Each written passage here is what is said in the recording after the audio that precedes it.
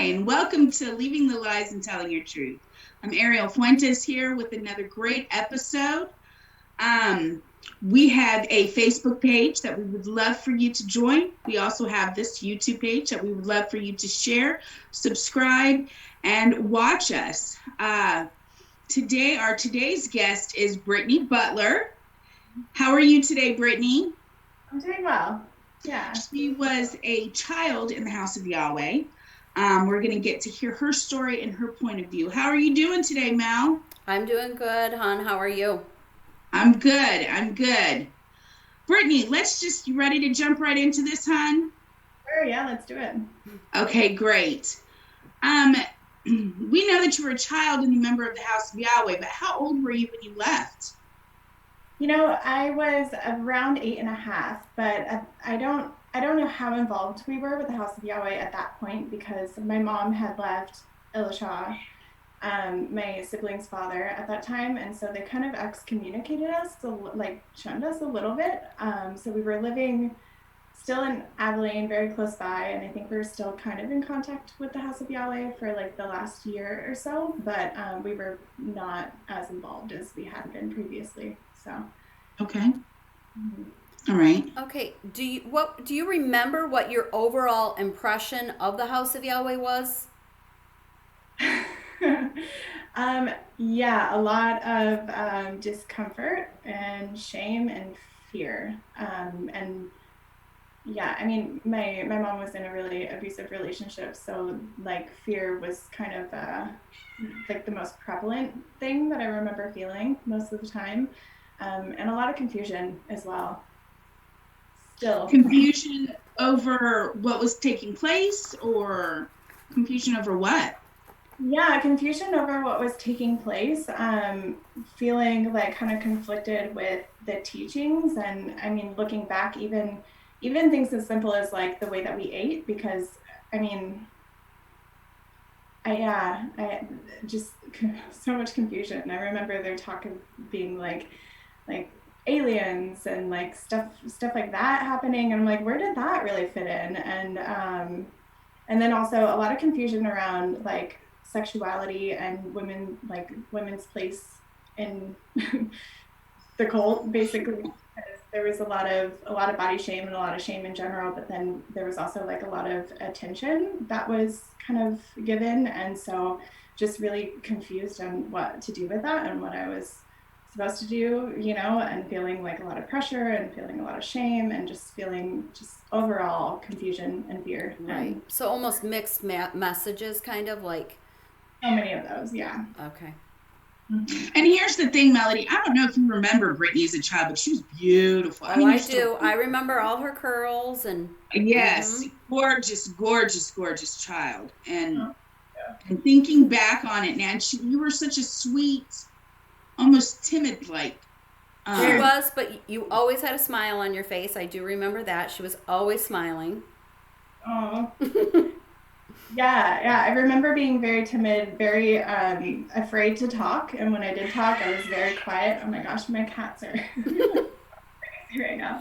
I'm just gonna break them up. Sorry. They want to have an interview too. They're like, Mommy can't be the only superstar in here. They want on camera. They're just playing too rough with each other. How do you think that being a child member of the cult has affected you as an adult? Wow, what a question. I've spent a lot of years unpacking that, and I think in almost every way it has. Wow. Yeah, I was there since I was 4 months old, so that was like the lifestyle that I knew. And then when we came to San Diego, I was 8.5 years old, and it was almost like I was transplanted from the cult, which we know what that was like. And then just all of a sudden I was like a regular member of society, and we didn't talk about the cult. We didn't talk about my siblings. We just like that chapter of our life was just like closed and forgotten about, and there was no room to like process or talk about it. So it's affected me a lot in a lot of like hidden unconscious ways, and also yeah, in a lot of pretty overt ways too, like how I am in relationships. And just, I would say that one of the most positive things that I've gotten from it is just questioning everything and like, finding everything out for myself and like really digging down to find out what I feel is like morally right and what I truly believe. So I don't really like take things as like take Face things value. necessarily. Yeah, I always dig deeper. So I think that's one of the strengths it's given me. I mean, I think I've gained a lot of strength from it, but then there's also been a lot of really messy things that have come from it. Right. Well, it does take an amount of bravery to speak out, and especially if you were there as a child, because it does come with a lot of fear. And I know that you've spoken out on your own before. I remember when you did a YouTube video yourself talking about your experience in the cult, and it does take an amount of strength to do that. And obviously, you must have been seeking some kind of answers to do that. To do that, you've got to be searching for something. Yeah. And so I figured that you probably had been doing soul searching, and that's why you would be willing to do that and willing to speak with us as well. Do Yeah. you remember anything about the multiple marriage teaching, and do you think that the multiple marriage teaching had any effect on your family in particular? Yes, I do remember the multiple marriage. I remember, like some memories have actually just pretty recently resurfaced of they're going at it again. I hear that. I'm so sorry. It's like it's your children. Sorry, my kids are fighting. My son isn't here right now, so it's like, oh, I'll have nice peace and quiet. But nope. Yeah, I remember there being some fights between my mom and her husband about that got pretty violent, and I don't know for sure. My mom doesn't speak very much about it, but I think that was a big kind of turning point for her. Like when he started talking about wanting multiple wives. For one, he couldn't really provide for our family as it was. Right. But like him talking about the desire to want that, I think that was a big turning point for her to like kind of finally leave, you Right. know? Yeah. And then I also a lot of And like fear around the whole marriage thing because there were I remember some older men talking about me when I was like 8 years old, like at the oldest when that was happening, and just feeling like scared, like what's gonna happen to me, like where am Wow. I gonna my life gonna be like, where am I gonna go. And Just you remember that? I do, yeah. Wow. I remember Wow. like between Elisha and specifically this one memory, Elisha with three other older men, and just like, yeah, just feeling And this really, conversation took place in front of you? yeah, hmm Wow. yeah, Brittany. Oh, honey. yeah, it was, Wow. That would be traumatizing as a child. Yeah, that in itself And is scary. you had said a few minutes ago it even affected your relationships now. With you saying this, I understand why it affects your relationships even now. oh yeah, Um, I 1000% get that. And it doesn't help, but I'm so sorry you had to go through that, honey. Oh, absolutely. Um, we're going to switch gears a little bit. Did your parents work for the House of Yahweh? Did you ever work for the House of Yahweh? And what was your overall experience, if so? yeah. I don't remember if Elisha worked for the House Yahweh, but my mom definitely did. She worked in the nursery. So I like have memories of being there and, just seeing all the women like breastfeeding everyone's babies. And, I remember that. And I know she worked there. I know she worked with teaching. She helped teach.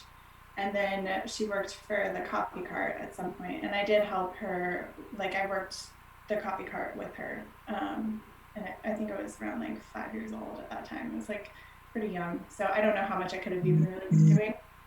My siblings did like quite a bit of work. My youngest brother, he was in the house of Yahweh until he was 14, which is, he was there his whole life, and he worked in slaughterhouses from the age of like 8 years old. And I believe it was 8. Yeah, he was there for a long time, and he doesn't talk about his experiences.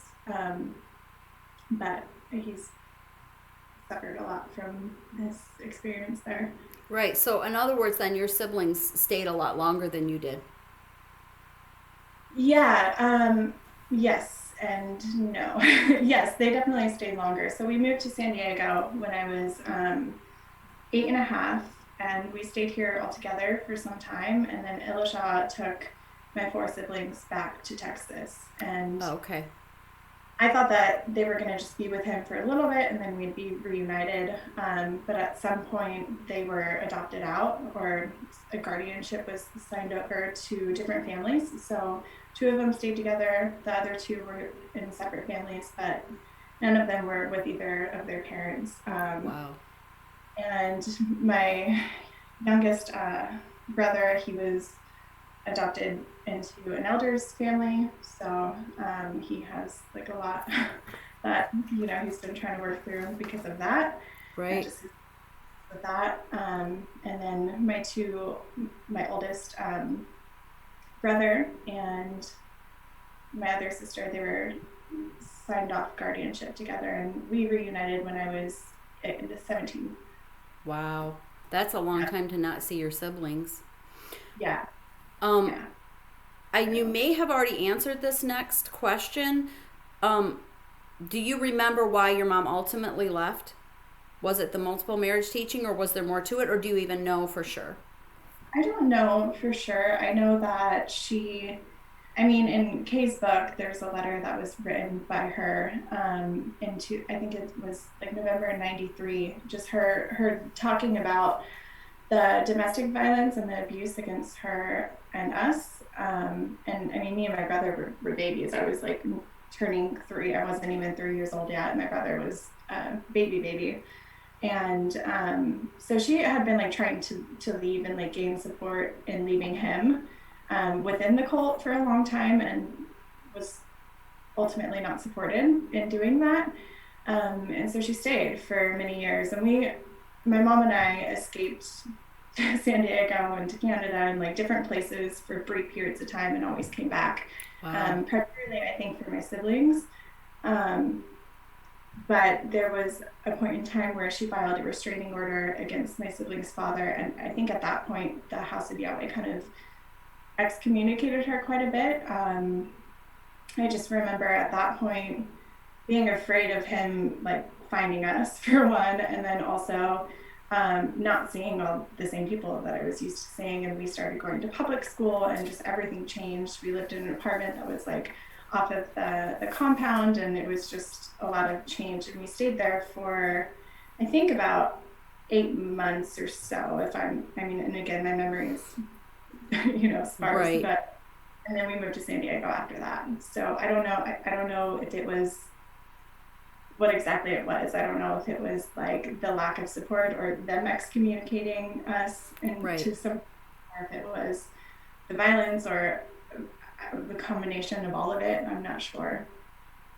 So let me back up just a little bit. You said that once your mother filed a restraining order on your stepdad's father, they basically excommunicated or wrote her off.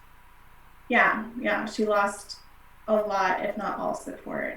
They did not want her to do that, and they were trying to get the marriage like back on track. And they went to like counseling together through the House of Yahweh. But as you might guess, or you might know, there's a lot of protection for abusers there, and she wasn't heard. And it was like your duty as a wife to forgive your husband, and all of that. So, but yeah, Right. I think we took like legal action. They were not very happy about that. So that actually answers my question. Oh, So, I know that your mother was an abusive language or an abusive marriage, and to ask how the House of Yahweh handled it, I actually witnessed several different times how they handled it, and they didn't handle it. It was counseling, or you shouldn't behave that way. But most of the time, it was, what did you do? If you would submit more, if you would listen more, if you would just do, if you would just keep your mouth shut. Um, Yes. No, and I I, think I think on top of that, there was not a lot of correctional advice or correctional um, counsel given to the abusers Yeah. um, in that situation, to where there wasn't like, well, what is your part in this, and what do you need to own, and what do you need to change. I think it was a lot of it fell on, unfortunately, the women that were, I'm going to get teary, sorry, the women that were being abused. It was basically, they were made to feel that it was their fault that this was happening to them, and no ownership or no responsibility was really put on the abuser in those situations. And that in itself is traumatic, not only for the woman being abused, but for her children, for you and your siblings. Yeah, and when you ask how the House of Yahweh has affected me, that's been a big thing that I've carried on in my life, is feeling responsible. I mean, and as a child, I think it's pretty natural for children to feel responsible for what's going on with their parents. But then there was also this other like programming that was coming in from the House of Yahweh, where it's like the woman's fault always. And I've done a lot of work in like unpacking that and realizing that not everything is my fault, and I'm not responsible for, changing my behavior when someone abuses me. Like that's on them. That's their Right. responsibility. And Absolutely. Brittany, I would just like to say something. Your mother is an amazing, gentle. I hope she doesn't get offended, and I hope you don't get offended by this. I always thought she was born in the wrong century. She should, or years, decades. She should have been born in the 70s, 60s, and 70s with the hippies. That's oh what yeah, yeah. she always reminded me of that. And I'm sure you know, but I just kind of want to reiterate this to you. She loved her children, loved you guys. And I mean, are you guys good? Do you have a good relationship? Did the House of Yahweh affect your relationship at all? Yeah, it did. It did a lot, and it really wasn't until I had my own son that it really like affected. Because my mom and I have been. I mean, she was the only person in my immediate family that I had always been with, because my siblings were, I separated from them, and I mean, for a long time it was like I was an only child, and that's how we spoke of it, and that was like that was a big piece in my relationship with my mom that we've really had to work through. But yeah, having my own son just kind of like illuminated a lot of the terrible things that happen there, and just like, because when it's happening to me, it's easy for me to kind of like excuse it or think like, oh, it's not that bad. But imagining my son in a position like that was Right. really, really, really hard for me. And so it brought up a lot, and we've worked through like quite a bit, and we're actually like this year at a place of reconciliation after, a year after my little brother passing. And like that's also brought up a lot around the House of Yahweh, because all of the trauma that he experienced like led him down the path that he went down. And so it's been pretty heavy. But That you just answered the next question I was going to ask. That's exactly what I was going to ask, was about your brother, and how, if you felt that, and obviously it sounds like you guys do feel that the House of Yahweh and some of that definitely played a part in his passing. yeah, definitely that. And then the separation and abandonment and all of that. He just more than anything wanted a close family, and because of our circumstances and the way everything happened, um, we came really close to that when my son was born. That was the closest like our family has ever gotten. He really brought us together in a really beautiful, beautiful way. And I'm so grateful for the time that I had with my brother around that time. But there was just so much damage and so much pain that, I mean, yeah. And that that makes me sad because I remember actually a pretty very specific conversation that I had with your mom one time. And it was, remember I told you that we'd spoke a little bit, chatted on Messenger, and I told you that I had a vivid memory of your mom used to pull you and your brother around in a wagon. I swear I have a picture of it. Hopefully I'll find it. But I remember having a conversation with her one time in the nursery, and she had said to me, she said, it's strange how your whole perspective changes when you have kids. And most of us were financially struggling when we were in the house of Yahweh. We didn't have much money. And I remember her saying, my whole perspective changes when I go like to the store or anything and I have like $1 left. I sit there and try to find something that I can get for my children with that $1 I have left. And it was so sweet because all she was thinking about was her children, but yet that was all she had. All she had was $1. She was trying to figure out what she could get for her children because that's what she was thinking about with her last dollar. So as much as I know there's been damage, obviously, to your family and your family unit, which definitely the House of Yahweh contributed to that, but your mom did love you and your siblings. And she, in that situation, she did the best that she could with what she was being given, which was very little support, very little help, very little counseling, except for to tell her what she needed to do to change. Yeah. Thank you. And it's just too bad. May I say your brother's name, Brittany? Please, yeah. Yeah. Samuel was the biggest boy of boys I had ever known.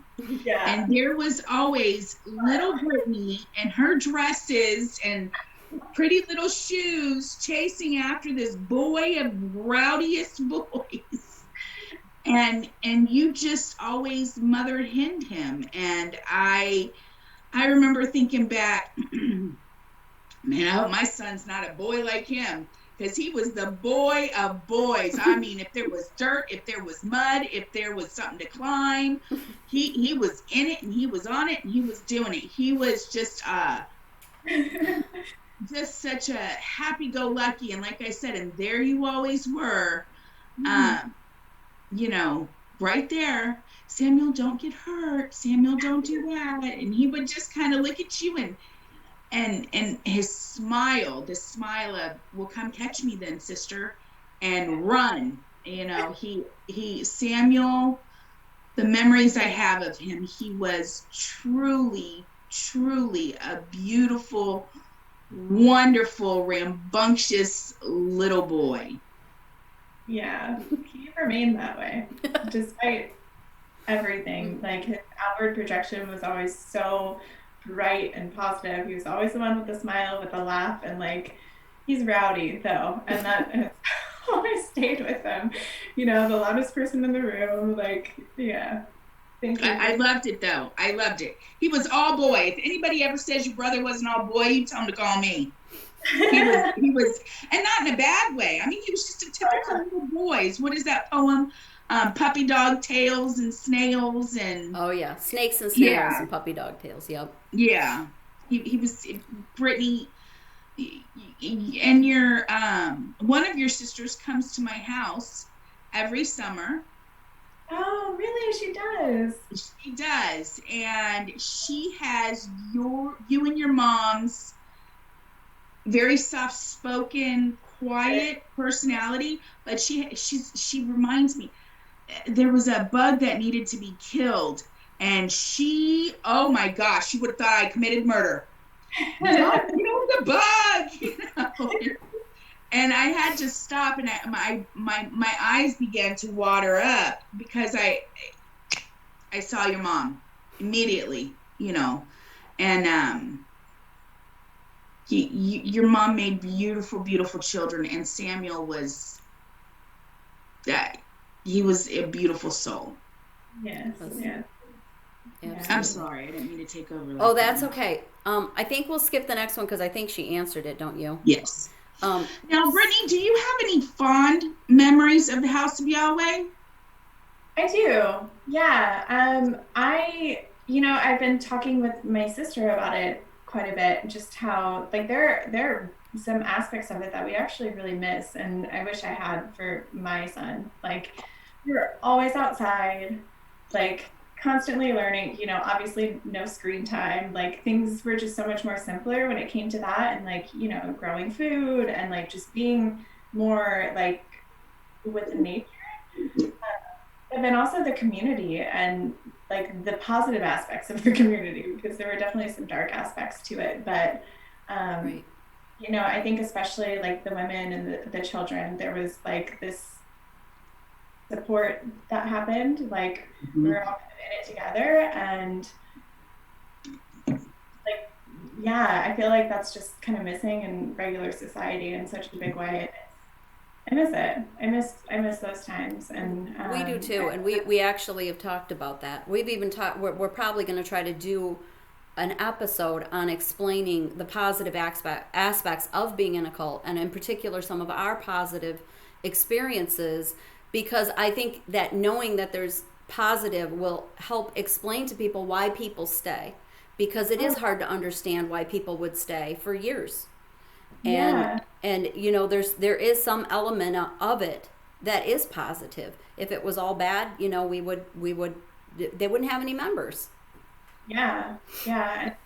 I mean, especially, I mean, cults, they target people that don't have that support in that community and they offer it to them. And it's such a beautiful gift. That part of it is such a beautiful gift. And it's hard to let that go, especially when there's all of this other, this other stuff in your ear. Like, well, there's a lot of isolation that happens outside of that. Right. Like, there's not communication. So it's like, if that's gone, this like beautiful thing that you have is gone, then like what's left? Like, Exactly.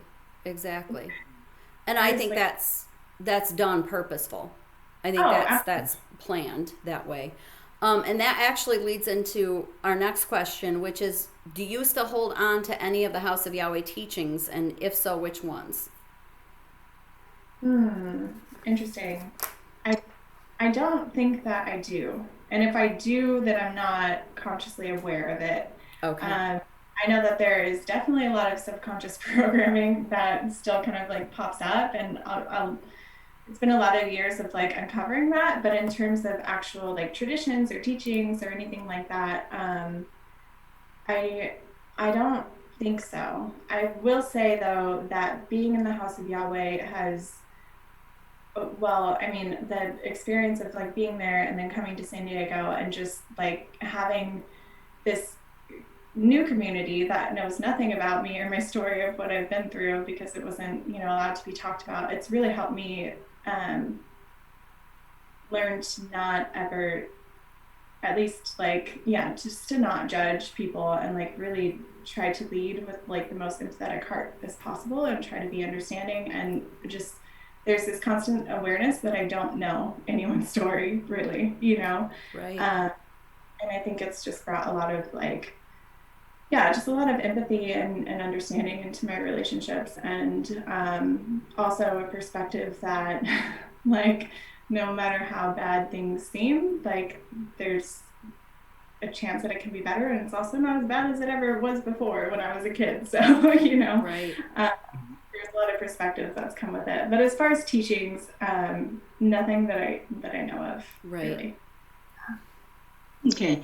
Brittany, is there any message for anyone still in the House of Yahweh or anyone that may be wanting to leave the cult that you would like to leave for them to hear? Oh, that's a great question and I wish I thought about that previously.